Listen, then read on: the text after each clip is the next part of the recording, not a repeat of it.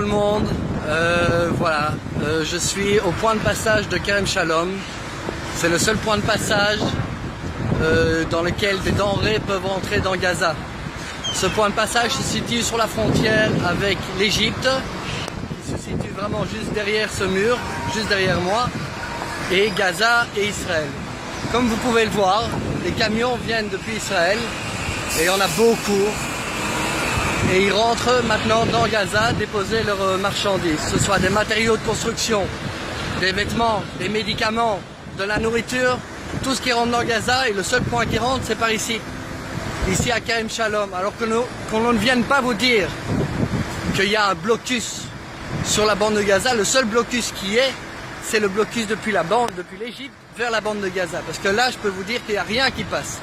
Je ne peux pas aller filmer, mais si vous venez ici, vous pourrez voir les soldats égyptiens qui sont sur leur mirador avec des mitraillettes pointées sur la bande de Gaza. Donc c'est loin du compte que le point de passage est ouvert entre l'Égypte et la bande de Gaza. Il n'y a rien qui passe. Le seul point de passage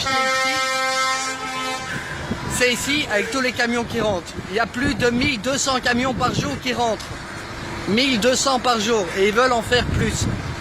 Alors arrêtez, messieurs les journalistes, de dire et de parler du blocus et de l'étouffement de la bande de Gaza. S'il y a un blocus, parlez-en et parlez aussi de l'Égypte. Parce que c'est de là-bas qu'il y a un blocus. Vous pouvez le voir derrière moi, ça rentre et ça n'arrête pas. Et le pire, c'est que hier, un de ces camions a tué un de nos habitants ici dans la région d'Eshkol. Et oui, parce que ça aussi, il faut le savoir, tous les camions qui viennent passer là passent sur la seule route qu'on a. Et hier, ça a fait un mort. De plus, cette nuit, on s'est reçu un missile, on a dû courir dans les abris. Le missile est tombé dans un de nos champs, ici sur la frontière. Et voilà. Et ça, en retour, nous, Israël, on continue à donner des denrées dans la bande de Gaza. C'est important, il ne faut pas que les gens meurent de faim là-bas, mais il faut aussi faire deux poids, deux mesures, et que les journalistes commencent à expliquer ce qui se passe réellement sur le terrain, et que c'est l'Égypte qui asphyxie la bande de Gaza, et que Israël fait tout pour qu'il n'y ait pas de crise humanitaire dans la bande de Gaza. Au contraire du Fatah et du Hamas qui eux font tout pour asphyxier leurs habitants.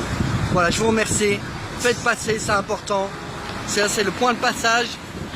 Et donc, voici à quoi ressemble le blocus israélien, avec plus de 1200 camions qui passent par jour. Merci, faites passer.